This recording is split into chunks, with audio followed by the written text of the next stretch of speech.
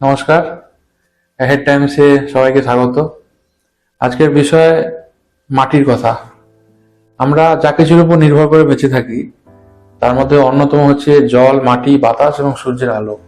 আমাদের চাষবাস হোক বা আমাদের নিজেদের মানুষের বেঁচে থাকা বা অন্যান্য পশু পাখির বেঁচে থাকা। এখন উপাদানের দিক থেকে যদি খেয়াল করি তাহলে সূর্যের আলো সূর্যের কাছে আছে, এটা বাদ দিলে বাকি সবকিছু কিন্তু আমাদের হাতের কাছে। জল, মাটি এবং বাতাস সবই আমাদের হাতের কাছে। আমরা প্রতিদিন শরীর দিয়ে তা অনুভব করি, আমাদের মন দিয়ে অনুভব করি, আমাদের প্রত্যেক দিনের কাজে সেগুলো লাগে। আমাদের খেয়ে পড়ে বেঁচে থাকার মধ্যে তাদের ভূমিকা একেবারে অনস্বীকার্য বা অন্যতম মূল ভূমিকায় তারা আছে। এখন আজকের বিষয় মাটির কথা।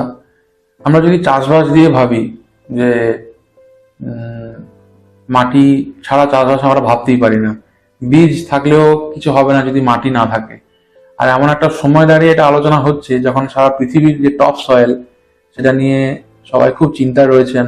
একটা কথা বলা হয় যে আমরা ধ্বংস থেকে মাত্র 15 সেন্টিমিটার দূরে, মানে আর 15 সেন্টিমিটার সারা পৃথিবী ব্যাপী গড় ধরলে 15 সেন্টিমিটার টপ সয়েল বাকি আছে আর হাতে।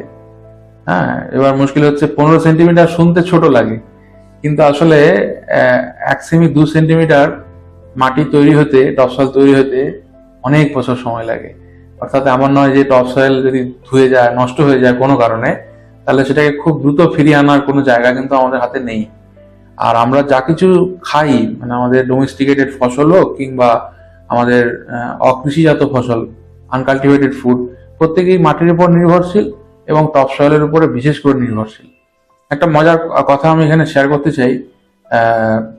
একটা সেশন করেছিলাম ছোট বাচ্চাদের সঙ্গে কলতার নামের একটি স্কুলে। সেখানে বাচ্চাদেরকে বলেছিলাম যে একটা গাছ আঁকতে হবে এবং গাছেদের বন্ধুদেরকে আঁকতে হবে। বাচ্চারা সবই আঁকলো, গাছ গাছ আঁকা হলো, গাছের অনেক বন্ধুরা এলো, মৌমাছি, প্রজাপতি, একটা সাপ এলো, ডিম পেড়েছে একটি মা পাখি, তার ছবি এলো, কাঠবিড়ালি এলো। কিন্তু আমার কেন জানি না মনে হচ্ছিল যে বাচ্চারা শিকড়টা আঁকবে না। আমার কেন জানি না মনে হচ্ছিল শিকড়টা কিন্তু বাচ্চারা আঁকলো না।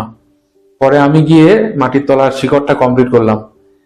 এটা কেন মনে হচ্ছিল আমার আগে থেকে যে বাচ্চারা আঁকবে না, কারণ আমরা যখন ছোট ছিলাম আমাদের শিকড়, মাটির তলার যে ঘটনাটা ঘটে সেইটা নিয়ে আমাদের আলোচনা ক্লাসেও কম হয়েছিল। এমনকি চাষাবাদের যে আলোচনা হয় সেখানেও কিন্তু মাটির তলার যে গল্প, যে কাহিনী, যে ইন্টারাকশন, আন্তঃসম্পর্ক, সেগুলো নিয়ে কথা কিন্তু খুব একটা আসে না। আমরা বলি আমাদের চেনা ফসল হচ্ছে না, ফলন কম, ফুল ঝরে গেছে, গাছ ভালো হয়নি, গাছ হয়েছে ফল হয়নি, এরকম নানা সমস্যা আপনারা জানেন, বা খুব পোকা লাগছে।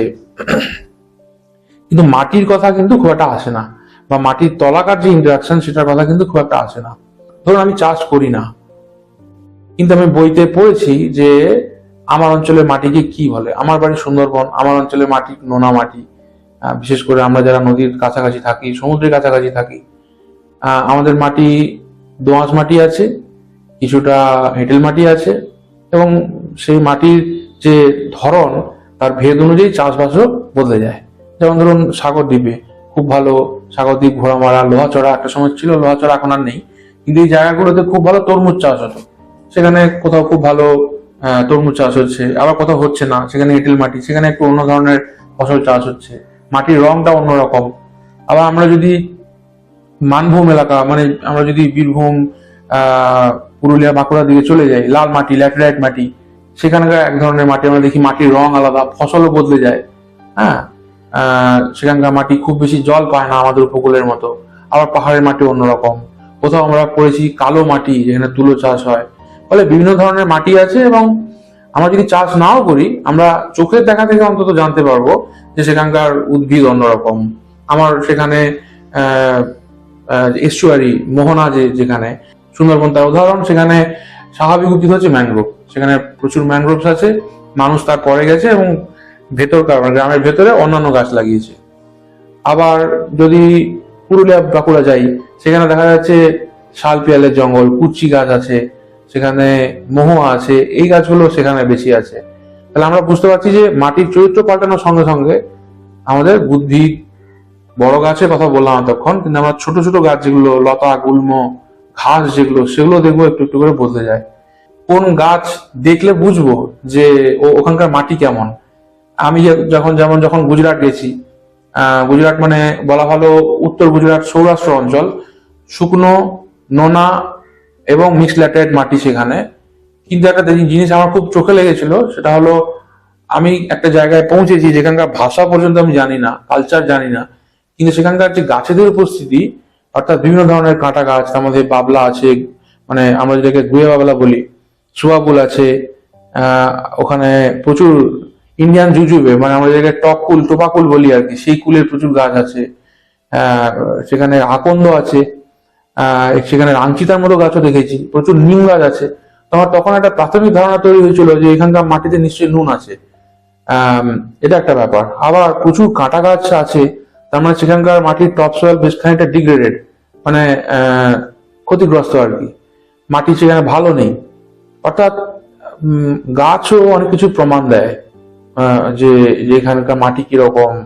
মাটি বললেই আমরা মনে করি যে মাটি বোধহয় আটা ময়দা বা চাল ডালের মতো একটা কিছু, মৃত কিছু আর কি, যেটাকে রান্নাঘরে এনে প্রিপেয়ার না করলে তার সে মানে তাকে পাওয়া যায় না খুঁজে, এরকম নয়। মাটি এরকম নয়, মাটি সততই জীবিত একটি প্রতীতি বা এন্টিটি, যেখানে প্রচুর মানে চোখে দেখতে পাই না এরকম আণুবীক্ষণিক যা জীব, অর্থাৎ ছত্রাক ব্যাকটেরিয়া আছে, প্রচুর পোকামাকড় থাকে মাটির তলায়, যার সম্বন্ধে আমাদের ধারণা খুব একটা নেই। কেঁচো তো থাকে, আমরা ছোটবেলায় পড়েছি কেঁচো চাষির বন্ধু, যদিও তার বেশি আমাদেরকে জানানো হয়নি কেন সে চাষির বন্ধু, সে কি করে, সে মাটির কি করে। মাটি সততই জীবন্ত একটি প্রতীতি, এবং সেখানে গাছের সঙ্গে মাটি, অর্থাৎ মাটির তলার শিকড়ের সাথে মাটিতে যারা বেঁচে থাকে, আমরা দৃশ্যমান অথবা আপাত অর্থে এই চর্মচক্ষিত অদৃশ্য, তাদের একটা ইন্টারাকশন তৈরি থাকে। কিন্তু আমরা সেসব ভুলে গিয়ে আমরা কি করি, আমরা ভাবি যে ওখানে গোবর দিতে হবে, ওখানে ভার্মি কম্পোস্ট দিতে হবে, ওখানে তরল সার, জীবামৃত, পঞ্চগব্য, নানা ধরনের রেসিপি আমরা শিখেছি এখন, সেগুলো অন্ধের মতো প্রয়োগ করে যাই। কিন্তু এটা ঠিক বোঝাপড়া নয়। কারণ এটা থেকে অনেক বেশি জরুরি আমার গাছকে দেখে বোঝা যে আমার মাটি কি চাইছে, বা আমার মাটি ভালো আছে না খারাপ আছে, আমার মাটিতে কার ঘাটতি আছে, সেটা কি নাইট্রোজেনের ঘাটতি, সেটা কি মাটিতে বোরনের ঘাটতি, নাকি সেটা কি ম্যাঙ্গানিজের ঘাটতি। এই বিষয়গুলো আমাদেরকে ওইভাবে বুঝতে হবে। আরো বেসিক জায়গা থেকে বলি, যেভাবে বলছিলাম যে বিভিন্ন মাটি তার বিভিন্ন রং, তার উপর ভিত্তি করে তার বিভিন্ন ধরনের ভেজিটেশন, অর্থাৎ ভিন্ন ভিন্ন ধরনের মানে উদ্ভিদকুল সেখানে জন্মাচ্ছে। তেমনি একটা খুব সমস্যা হচ্ছে যে পোকা লেগে যাওয়া। কীটনাশক নিয়ে আমরা সবসময় কথা বলি। ধরুন আমার বাগানে কিছু টমেটো গাছ আছে, টমেটো, লঙ্কা, বেগুন, ঝিঙা, এরকম কিছু সবজি আমার বাগানে আছে, কিছু ফুলের গাছ আছে। এবার আমি খুব চিন্তিত যে আমার এখানে পোকা লাগছে, আমি এটা প্রতিকার করতে পারছি না। কিন্তু একটা জিনিস আমি জানিনি বা আমি দেখিও নি কখনো, যে আমার বাগানে পাখিরা আসছে কিনা, তার থেকে বড় কথা আমার বাগানে সঠিক পরিমাণে বোলতা আছে কিনা, ফড়িং আছে কিনা, এই ধরনের পতঙ্গরা আছে কিনা। মৌমাছিও আমরা খেয়াল করি না, যেটা খুব গুরুত্বপূর্ণ, কারণ মৌমাছিরা পরাগমিলন না করলে আমার ওই সবজির গাছগুলোতে ফসলটা হবে কোত্থেকে। তো সেক্ষেত্রে বলি যে আমার বাগানের যে মাটি, তার তলাতে এদের বসত। মানে আমি যাদের কথা বললাম তাদের 90 থেকে 95 ভাগের বসত মাটির তলায়। অর্থাৎ আমার বাগানের ফসলকে কীটনাশক থেকে বাঁচাবে যারা, সে দায়িত্বটা যারা নেয় তারা থাকে মাটির তলায়। আবার আমার বাগানে যারা পরাগ মিলন করবে তারা বেশিরভাগই থাকে মাটির তলায়। আমরা জানি মৌমাছি মানে যারা শুধু মধু দেয় বা চাক ভরে থাকে গাছের উপরে। পৃথিবীর প্রায় 85 থেকে 90% মৌমাছি থাকে একা, অথবা খুব ছোট গ্রুপে, 10 জন, 15 জন, 20 জন এরকম, এবং তারা থাকে অনেকেই মাটির তলায় একই রকম ভাবে বলতা। ধরুন আপনার বাগানে একটা খুব উজ্জ্বল বলতা ঘুরে বেড়াচ্ছে, সেটা হতে পারে কোনো স্কলিড ওয়াস্প, হতে পারে কোনো কুমোর পোকা, প্রতিনিয়ত যেটাকে বলে পেস্ট কন্ট্রোল করে যাচ্ছে এরা, কেউ পরাগমিলন করছে। কিন্তু আমি বলতে চাইছি এদের প্রত্যেকের বাসস্থান হলো মাটি। মৌমাছি যারা থাকে বেশিরভাগ মাটির তলায়, তারা একটাই জিনিস চায়, আমরা আমাদের মাটির প্রতি যত্নশীল হই, সেখানে প্রচুর কীটনাশক না দিই, সেখানে প্রচুর সার না দিই, আমরা ইউরিয়া প্রয়োগ করি, ডিএপি প্রয়োগ করে চলি। আমরা কখনো দেখি না যে এটা প্রয়োগ করার ফলে মাটি শক্ত হচ্ছে, অথবা হলেও কারণটা বুঝি না। কেঁচোর ক্ষতি হচ্ছে, কেঁচো মারা যাচ্ছে, বাকি সবাই মারা যাচ্ছে, সেটা আমরা বুঝি না। কারণ আমরা যে ইউরিয়াটা দিই, এই যে আমরা যে ফসল খাই তার যে পুষ্টিটা, সেটা আসলে কিসের পুষ্টি? সেটা আসলে মাটির পুষ্টি। একইভাবে আমরা যখন মাটিতে ক্রমাগত বীজ প্রয়োগ করছি, ক্রমাগত আমরা যখন মাটিতে সার দিচ্ছি, মনে রাখতে হবে তার ফুলের মধ্য দিয়ে কিন্তু সেটা ব্যক্ত হচ্ছে। ফুলে যখন কোনো মৌমাছি আসছে, মাছি আসছে, কারণ মাছিরা খুব ভীষণ গুরুত্বপূর্ণ পলিনেটার। আমাদের বাগানে আম হয়, আমের ওয়ান অফ দ্য মেজর পলিনেটার হচ্ছে মাছি, অর্থাৎ অন্যতম গুরুত্বপূর্ণ পলিনেটার হচ্ছে মাছি। যে মাছিকে আমরা খালি কলেরার বাহক বলে ভাবি, তা নয়। পৃথিবীতে প্রচুর মাছি আছে এবং তারা খুব গুরুত্বপূর্ণ ভূমিকা পালন করে, পরাগমিলন করে, বিভিন্ন বিভিন্ন আমরা যেটাকে মানে ক্ষতিকারক পোকা বলি, তাদের লার্ভা এবং পূর্ণাঙ্গ পোকাগুলোকে খায়। এগুলো আমরা জানি না। এতে অনেকেই মাটিকে কেন্দ্র করে থাকে। অর্থাৎ মাটিকে আমাদের ভালো রাখতে হবে, না হলে মাটিতে যে বীজ বা সার দিচ্ছি সেগুলো কন্টিনিউয়াসলি গাছের ফুলের ভিতর দিয়ে, গাছের শরীরের ভিতর দিয়ে ব্যক্ত হচ্ছে, এবং সেটা সংস্পর্শে আসছে কারা? বিভিন্ন প্রাণী যারা আমাদের বাগানে ঘোরাঘুরি করে। আমাদের বাগানের যে সমস্ত শাকাহারী প্রাণীদেরকে যারা নিয়ন্ত্রণে রাখে, যে মাংসাশীরা, তারা ওরা সংস্পর্শে আসছে। যেটাকে বায়োম্যাগনিফিকেশন বলে। ছোট্ট একটা পোকা খেলো, তাকে একটা বড় প্রাণী খেলো, তাকে আরো একটা বড় প্রাণী খেলো, এইভাবে ক্রমশ বিষের যে প্রভাবটা সেটা বাড়তে থাকে। এইভাবে যেটা হয় যে আমাদের বাস্তুতন্ত্র একেবারে তছনছ হয়ে যায়। কিন্তু শুরুটা হয় মাটি থেকে। মাটিকে ভালো রাখতে পারা না পারা, মাটিকে জানা না জানা, সেটা থেকেই আসে।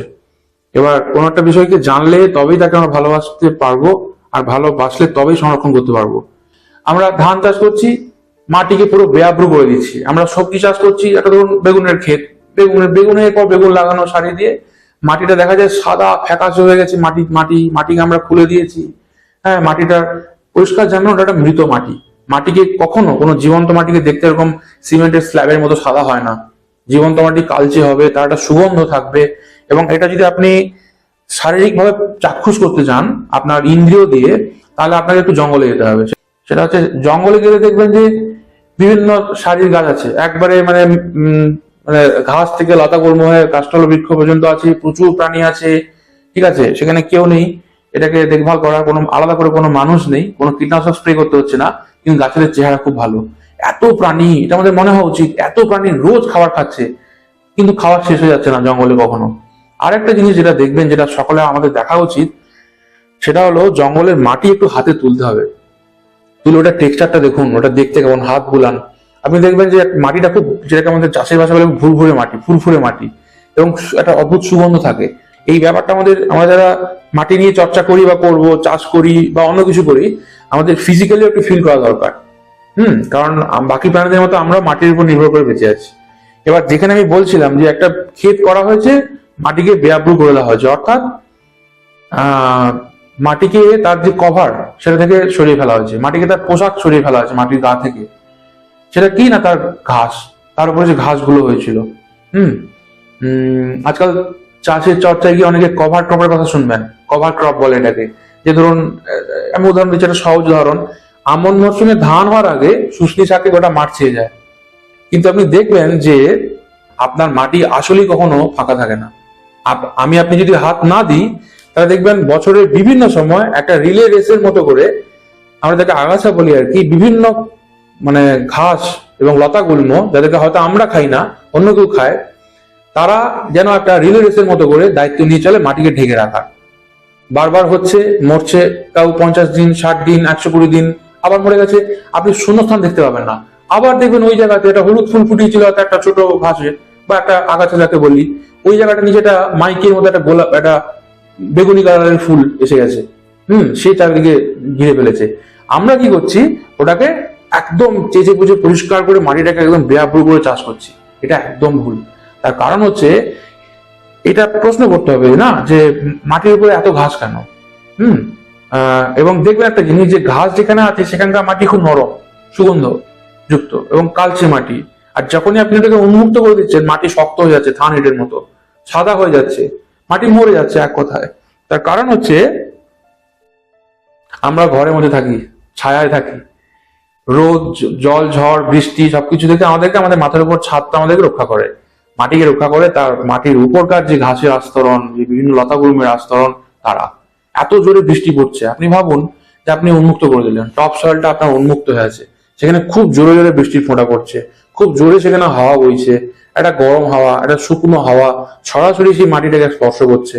তখন কন্টিনিউয়াসলি যেটা হচ্ছে থাকে, ওই টপ সয়েলটা বারবার ধুয়ে যেতে থাকে, তাহলে কি হবে? টপ সয়েল চলে যাওয়া মানে তো আমাদের পুষ্টি চলে যাচ্ছে, মাটির পুষ্টি চলে যাচ্ছে, যেটার উপর নির্ভর করে আমাদের চাষবাস, সেটাই চলে যাচ্ছে। কি করে আমার চাষ ভালো হতে পারে? অর্থাৎ আমাদেরকে কিন্তু আমাদের এই বিষয়গুলোতে সজাগ থাকতে হবে। আমরা মালচিং কথাটা বলি, অনেকের ধারণা হতে পারে মালচিং মানে শুধু খড়, ইদানিং ত্রিপল। একদমই তা নয়।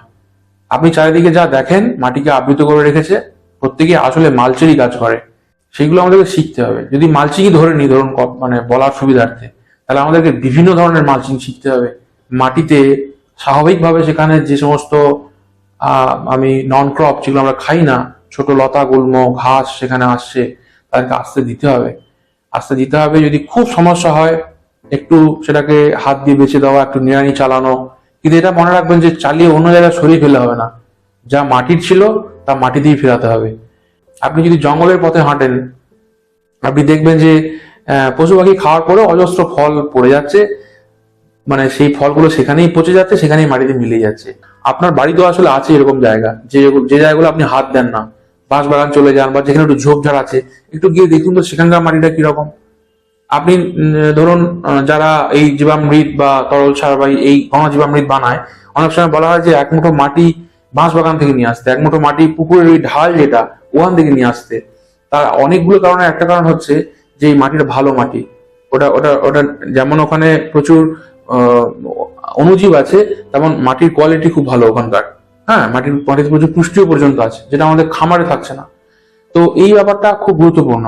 প্রশ্ন আসতে পারে যে আগাছা আমাদের ফসলের সাথে প্রতিযোগিতা করে, এই কথাটা ঠিক না। আসলে আপনি যদি খুব ভালো করে দেখেন, দেখবেন ধান খেতে যেসব কৃষকরা সুস্থায়ী কৃষি অনুশীলন করেন, তার ধান খেতে সব হয়, বিভিন্ন ধরনের ঘাস হয়, শাপলা ফুল হয়, তারা একটু চিন্তিত নন। তার কারণ তারা জানেন যে এদের মধ্যে আসলেই কোনো প্রতিযোগিতা নেই, বরং এরা কেউ কেউ মাটিতে জিঙ্ক, ম্যাগনেসিয়াম, বোরনের মতো বহু অনুখাদ্য নিবন্ধন করছে মাটিতে, অর্থাৎ মাটিতে পাঠাচ্ছে। হ্যাঁ, এবং এরা মরে যাবে ধানের অনেক আগে, ফলে এদের নিয়ে কোনো চিন্তা নেই। আমি কি বললাম যে একটু আলগা করে দেওয়া, একটু নিড়ানি দেওয়া, কিন্তু নিড়ানিতে ফেলে দেওয়া নয়, ওটা ওখানেই ব্যবহার করা। এখন আমরা চাষ কথাটা বলি, চাষ, এগ্রিকালচার আসলে কথাটা হচ্ছে কৃষি সংস্কৃতি, এটা খুব গুরুত্বপূর্ণ। এখন কৃষি, কাল্টিভেশন, এই কথাগুলো আসছে, কাল্টিভেশন কথাটা আসছে কুলটুর থেকে। এর মানে অনেক কিছু হয়। এর মানে হয় টেন্ড করা, কেয়ার করা। ফলে এখানে একটা যত্নের ব্যাপার আছে প্রথম থেকেই আর কি। তো এবং সম্মানের কথা যদি আমি বলি, তাহলে আমরা দেখব যে সারা পৃথিবীর ক্রিয়েশন স্টোরি, সৃষ্টিতত্ত্বের যে গল্পগুলো, তারা অনেকেই ফসল থেকে উদ্ভূত, মাটি থেকে উদ্ভূত। আসলে চাষ তো নাহলে বাস হতো না, এবং চাষ পুরোপুরি নির্ভর করে বাসের উপরে। ফলে আমরা দেখবো যে মাটিকে পুজো করা প্রচলন বহুদিনের। এখন ইদানিং একটু কমে গেছে, কিন্তু আমাদের যে চাষের যে উৎসব, সেখানে দেখা যাবে যে এখানে হাল পূর্ণ বলে একটা কথা আছে, মাঠ পুজো করা হচ্ছে। হ্যাঁ, কিভাবে মানে মাটিকে আর কি সম্মান জানানো হচ্ছে। এবং বারবার আমরা আলোচনা দেখব যে কতটা কম টিল করে বা কতটা কম মাটিকে খুঁড়ে আর কি ফসল ফলানো যায়। আমরা দেখবো যে আমাদের অনেক ব্রত আছে, যেমন ঋষি পঞ্চমী, এরকম বহু ব্রত আছে যেখানে বলা হয় যে দেবতা আনকাল্টিভেটেড ফুড পেলে তবে তৃপ্ত হন। সেখানে দেখা যায় যে অকৃষিজাত ফসল, যেটা নিয়ে এখন খুব চর্চা হচ্ছে, সেই ফসলগুলো সেখানে মানুষ আর কি মানে নিয়ে আসছে, এবং মানুষ শিখছে করতে ওখান থেকে, যে তাহলে আমরাও এটা করতে পারি, আমরাও এটাকে ডোমেস্টিকেট করতে পারি। আমরা একটা উড়ি ধান বা ঝরা ধান থেকে ডোমেস্টিকেশনের মাধ্যমে ধান আনতে পারি। আজকে যে ধান আমরা খাই, এরকম বহু ফসলকে মানুষ ডোমেস্টিকেট করেছে, সবটাই কিন্তু মাটি ছিল বলে। আর একটা কথা যেটা আমার বলার ছিল, আরেকটা কারণ, ওই যে শুরু করেছিলাম মাটির তলার গল্পটা আমাদের শোনা হয় না, সেটা হচ্ছে গাছেরা যে গ্লুকোজ তৈরি করে তার একটা অংশ তারা উপহার দেয় হচ্ছে ছত্রাকদেরকে। যে ছত্রাকরা মাটির তলায় আমাদের চোখের আড়ালে একটা অদৃশ্য নেটওয়ার্ক তৈরি করে রাখে। আমাদের একটা মনে প্রশ্ন আসা উচিত যে একটা অনেক দিনের আম গাছ একটা এমন জায়গায় বেঁচে আছে যার দূর দূরান্তে কোথাও কোনো জলাশয় নেই, কেউ তাতে জল দেয় না, সার দেয় না, কি করে বেঁচে আছে এতদিন ধরে, এত কিছু সামলে? অনেক এরকম বহু গাছ হ্যাঁ বেঁচে আছে, তার কারণ হচ্ছে মাটির তলার যে সম্পর্কটার জন্য। ওই যে গাছ খাবার বানাচ্ছে কি দিয়ে? সূর্যের আলো, বাতাস এবং জল দিয়ে খাবার বানাচ্ছে, এবং তারপরে সেই খাবারটা সে ভাগ করে নিচ্ছে। উপরে তো অনেকের সঙ্গে ভাগ করছে, মাটির তলায় ভাগ করে নিচ্ছে ছত্রাকদের সঙ্গে। ছত্রাকরা তার বিনিময়ে তাদের যে বৃহত্তর নেটওয়ার্ক, বহু দূর দূর জায়গা থেকে, জলাশয় থেকে তারা পাইপ লাইনের মতো করে জল এনে গাছকে দিচ্ছে, যে নাহলে গাছ বাঁচবেই না আর কি। এটা আসলে মিথ, অনেকাংশে একটা মিথ, যে খামারে বড় গাছ থাকলে চাষ হয় না, কথাটা আসলে ঠিক নয়। সেটা আমরা পরে আলোচনা করব। নমস্কার, ধন্যবাদ।